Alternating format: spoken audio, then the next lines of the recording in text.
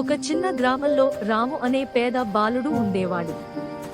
రాము చాలా నిజాయితీగా ఉండేవాడు.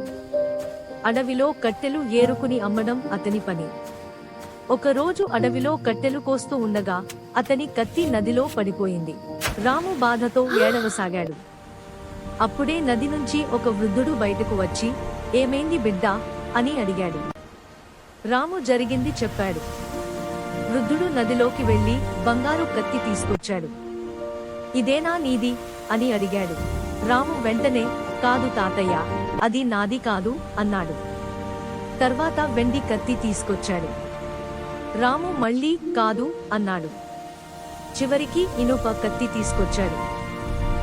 ఇదే నా కత్తి" అని రాము ఆనందంగా చెప్పాడు. అప్పుడు వృద్ధుడు చిరునవ్వుతో, "నీ నిజాయితీకి మెచ్చాను" అని చెప్పి 3 కత్తులు రాముకు ఇచ్చాడు. రాము సంతోషంగా ఇంటికి వెళ్ళాడు. ఈ కథలో నీతి ఏమిటంటే నిజాయితీ ఎప్పుడూ మంచి ఫలితాన్ని ఇస్తుంది.